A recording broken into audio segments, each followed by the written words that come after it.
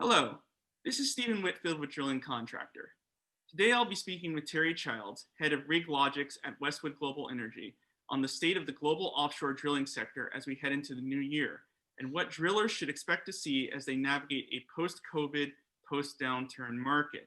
Mr. Childs, thank you very much for joining me today. You bet. Glad to be here. How would you describe the economic landscape for drilling contractors in the global offshore space right now? Well, the economic atmosphere right now is not very good. Certainly, drilling contractors are by and large trying to save cash in anywhere they can, basically. Um, we've already seen a few bankruptcies. I think there's clearly, it's not a question of if, but when some of these other public companies follow suit. Rumblings of some in particular more recently that could start soon, but that's kind of the norm at the time. So you just have to hope that they all come out of it with clean balance sheets and are able to survive. So that also, of course, leads into the M&A, the sale activity between companies, and I think that's certainly not done with, although nobody has cash to do anything. So any deals I think that you would see done would certainly be on a stock basis, stock swaps, non-cash type situation. But uh, it's it's the same for operators as well. Operators aren't exactly doing great either. So everybody's trying to squeeze cash wherever they can. Where do you see marketed utilization falling over the next year? Will we see any change in day rates in 2021? What factors do you think will play a role in either a faster or slower recovery to pre-COVID levels? Well, of course, the two main factors right now are the COVID issue and oil prices. Now, oil prices, we don't forecast oil prices, but we take a composite of sort of maybe around 25 companies that do forecast that. And I think at the moment we're predicting around $50 a barrel next year to be on average. So that, while not great, is certainly good enough, I think, for a lot of projects to keep going. The COVID seems to be as much, if not more, of a problem than the oil price does. I think you're starting to get hints of the quote unquote second wave of COVID infections coming around. There's some countries in the world that still have travel lockdowns, so it's hard getting crews and supplies in and out. So a lot of projects have been delayed. Now, having said that, there still seems to be several projects in the works that have not been canceled. They may have been deferred into next year, but it's kind of a fluid situation right now. So marketed utilization, we don't really see at the moment a big change next year. At this point, the market appears like it'll be fairly flat. Now, I say fairly flat because obviously there will still be some projects that get canceled or alternatively contract options not exercised, which results in the same thing, a rig being released earlier than perhaps the drilling contractor thought it might be. So of course, a stagnant market has an impact on day rates in that they're not going to go up. Now, there seems to be a bit of a disconnect anecdotally from what I'm hearing anyway, depending on the timing of some projects. I think rates right now, and of course this depends on the rig type, the area of the world that you're talking about, a lot of other factors, but say for deep water drill ships, which drill ships get a lot of attention these days and rightfully so, but you're seeing kind of globally sort of a 160 to 185 kind of range, I think, right now for contracts that are being awarded at the moment. Now, I've heard stories of bids much higher than that, but for work not starting until late 2021, or even some operators are starting to make inquiries for rates for 2022 work.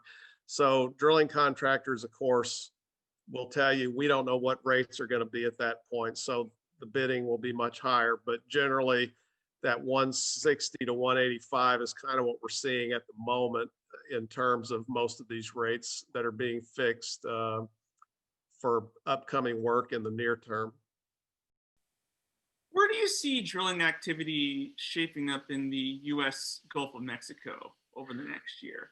Are there scenarios where you could potentially see activity picking up there or not? Potentially, but I don't, at, at the moment, from everything I'm told, there doesn't seem to be too much optimism in this market. I think right now there's 19 in the deep water segment of the market. I think there's 19 drill ships and maybe only 2 semis that have contracts upcoming. I don't think either one of those have started yet, but I think at the moment you've only got really one idle rig that doesn't have any commitment, but that number is going to grow by the end of this year to probably 3 or 4. You've got another rig or 2 that'll be leaving the market. So there doesn't seem to be a lot of optimism about the Gulf of Mexico. And in terms of the shallow water, there's 2 jackups working right at the moment, and those rig owners anyway they tell me that there's really not that much planned until you get into maybe second quarter next year. So I think a lot of people are waiting to see what happens with oil prices. They're going to go through budget processes, some of these operators, and so a lot of this will change and dates shift and so forth. But at the moment, there's not a lot of optimism about the Gulf of Mexico until, like I say, perhaps second quarter, and then maybe you start to see some operators doing some work that they have planned, but they're just not doing yet. So in April, Westwood estimated that the central North Sea, Guyana, Suriname, and the Campeche region were less likely to be impacted by a post-downturn drilling decline. Now that we're in the fall, inching closer to the new year, have you seen this to be the case? So what has made these regions more resilient to the downturn? And if not, what made that not so? Well, I think we've seen it certainly in Guyana. I believe they've got COVID, particularly with ExxonMobil. From what I'm told, they have their COVID protocols in place. They haven't had any outbreaks, that they're able to function normally. And we've seen that with all 4 of their rigs operating there. Now they'll pick up a 5th, I believe at the start of December or November perhaps, but and there's rumors that there could be another rig added to that mix next year at some point. So Guyana is clearly doing fine. Doesn't seem to be any issues there. And you're seeing that in drilling that's taking place or planned to take place, particularly in Suriname, where you have Petronas that just spudded a well there. You've got Tullow and Total that are looking for rigs. In fact, Total, we understand, may be looking for 2 rigs off Suriname. So Apache has made several discoveries there, as we've all read about. So that's all been spurred by the success that's been seen in Guyana. So that particular region clearly, at this point anyway, doesn't seem to be impacted. Campeche region is a little bit different, I think.